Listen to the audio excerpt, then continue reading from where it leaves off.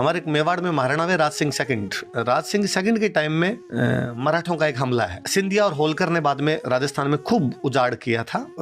होलकर आ गए थे इंदौर में और सिंधिया आ गए थे ग्वालियर के अंदर, और इन्होंने बाद में राजस्थान में खूब इधर उधर अटैक करने शुरू कर दिए थे। ऐसे किसी एक अटैक में राज सिंह जी को लगता है मेरी सेना कम है। राज सिंह सेकंड, पहले वाला राज सिंह औरंगजेब के टाइम वाला अलग है दूसरा। उन्होंने एक समाचार भेजा अपने सारे कमांडर्स के पास, युद्ध में सभी को हाजिर होना जरूरी है, यदि कोई युद्ध में हाजिर नहीं हुआ तो उसकी जमीन जब्त कर ली जाएगी। हमारे भीलवाड़ा में एक छोटी सी जगह पड़ती है कोसीथल, वहां के जो कमांडर थे उनकी उम्र 5 साल, पिता की डेथ हो गई थी।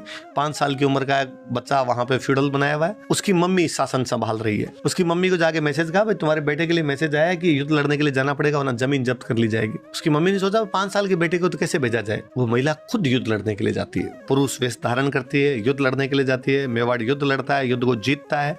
शाम को जब घायलों को उठा रहे थे तो उन घायलों में एक महिला मिलती है जिसके तलवार लगी है यहाँ पे, इसलिए उसके खून निकलने से उसके बाल पूरे गीले हो गए। एक अंधेरे में जब हाथ डाला एक सेनापति ने तो उसके बाल हाथ में आए। उसने पूछा, ये कौन हो तुम? जासूस हो? वह महिला उस समय जासूस का काम किया करती थी, को जासूस के रूप में नहीं भेज दी गई हो। उसने कहा यदि राणा जी को बुलाया जाए तो मैं बात बता दूंगी वरना नहीं बताऊंगी। राणा जी को बुलाया गया। राणा जी ने उसको बुला कहा कि तुम मेरी बहन लगती हो, तुम्हारे 7 खून माफ कर दिए जाएंगे, 7 मर्डर करके तो भी सजा नहीं दूंगा, बताओ सही कौन हो? उसने कहा मैं कोसीथल के ठाकुर की माँ हूँ।